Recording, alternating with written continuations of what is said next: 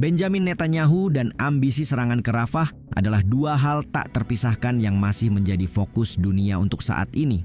Sebut saja keinginan sang Perdana Menteri Israel itu masih sebatas rencana karena terkendala kecaman, terutama dari sekutu baratnya. Namun jika kendala itu datang dari pasukan yang tak mau lagi berperang untuknya, kira-kira bisa apa seorang Netanyahu?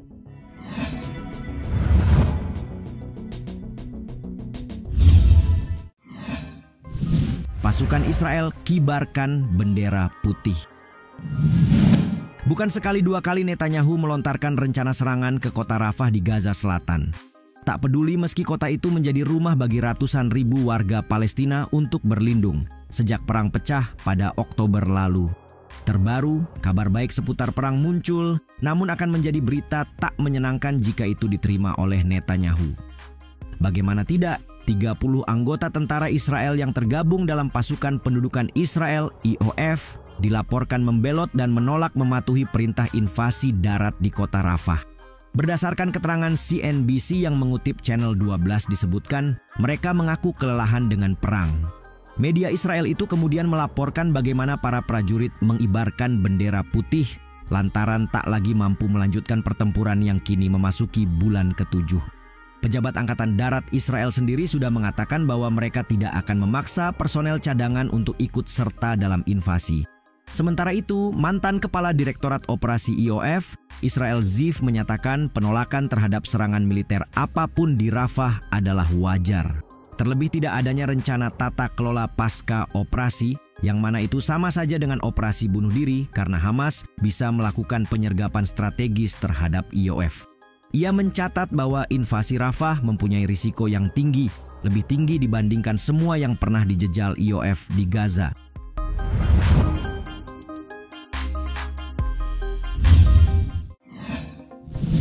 Perwira senior lebih dulu mundur.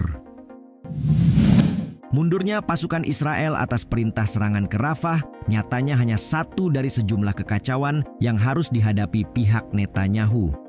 Lebih dari itu, banyak petugas yang notabene-nya memegang posisi penting malah mengajukan pengunduran diri lebih dulu.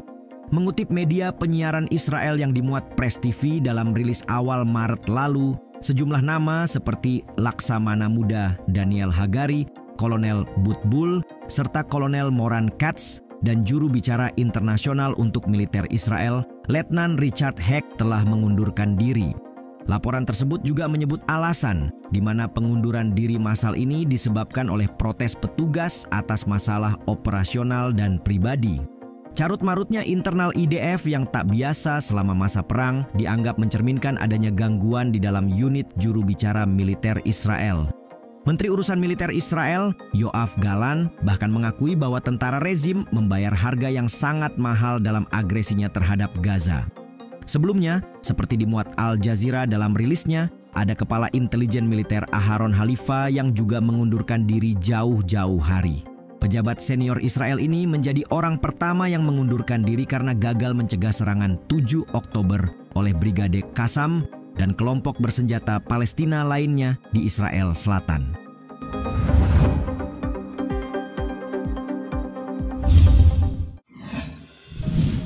Sudah banyak tentara yang membelot. Pikirkan kembali tentang serangan bertubi-tubi ke jalur Gaza, maka kalian akan menemukan kenyataan bahwa Hamas bukan satu-satunya pihak yang dirugikan. Pihak Israel, terutama tentara mereka pun begitu, bahkan mungkin mengalami hari-hari buruk lebih dari yang kalian bayangkan.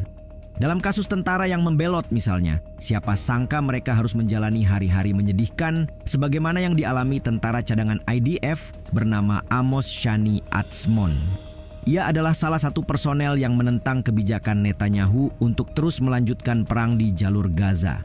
Dalam keterangan yang dimuat rmoil.id, Atzmon menceritakan bagaimana dirinya begitu sedih saat teman dekatnya tewas terbunuh di Gaza, apalagi para warga Palestina yang seluruh keluarganya tewas dibom Israel.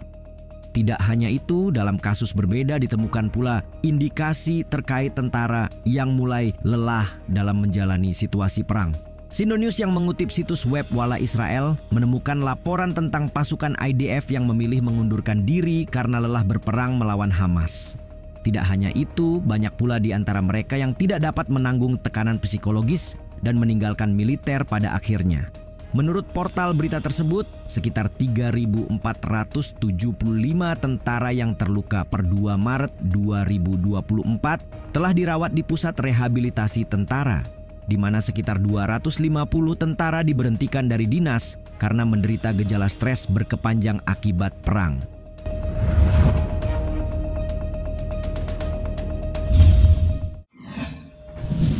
Invasi Rafah tuai banyak kecaman. Melalui pernyataan terbaru pada 30 April lalu, Netanyahu berjanji untuk melancarkan serangan ke kota Rafah di Gaza Selatan. Tak peduli, meski ada laporan tentang kemungkinan perjanjian gencatan senjata dengan Hamas. Hal ini lantas menghadirkan reaksi keras dari berbagai pihak, tak terkecuali dari Tedros Adhanom Ghebreyesus, selaku Direktur Jenderal Organisasi Kesehatan Dunia (WHO). Melalui keterangan yang dikutip antara dari platform X, Tedros menyatakan keprihatinan dan menyebut invasi besar-besaran di kota Rafah akan menjadi bencana kemanusiaan. Untuk selanjutnya, ia meminta agar Israel segera membatalkan rencana itu. Sementara itu, Menteri Luar Negeri Rusia Sergei Lavrov memandang upaya Netanyahu mengarah pada pembersihan etnis warga Palestina. Sebab jika ditilik kembali, ada banyak inisiatif yang bisa mengarah pada gencatan senjata dan jeda kemanusiaan, namun Netanyahu sepertinya tak pernah melirik ke sana. Berbicara pada konferensi pers di sela-sela forum diplomasi Antalya di selatan Turkiye, Lavrov menyebutnya sebagai tragedi nyata yang tidak akan berakhir. Dikatakannya, perwakilan Barat bahkan bertanya-tanya bagaimana mungkin melenyapkan Hamas 100%. Sementara, para jenderal dan menteri Israel mengatakan bahwa semua orang di Gaza adalah Hamas.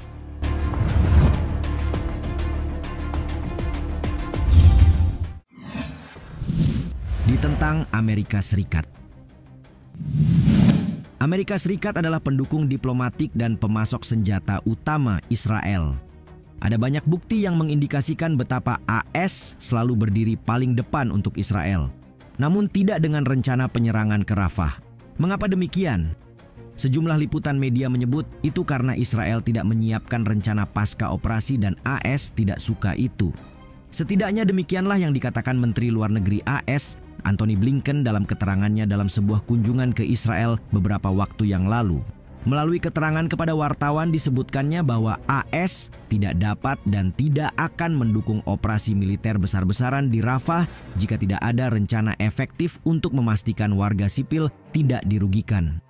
Kami belum melihat rencana seperti itu, katanya seperti dikutip dari rilis media Indonesia.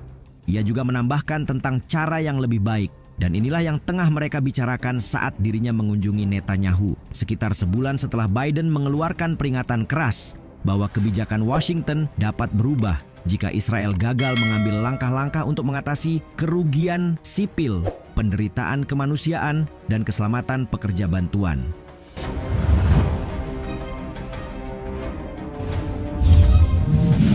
Pada akhirnya, satu persatu pihak yang mendukung mulai menyerah dan tak memihak Netanyahu lagi.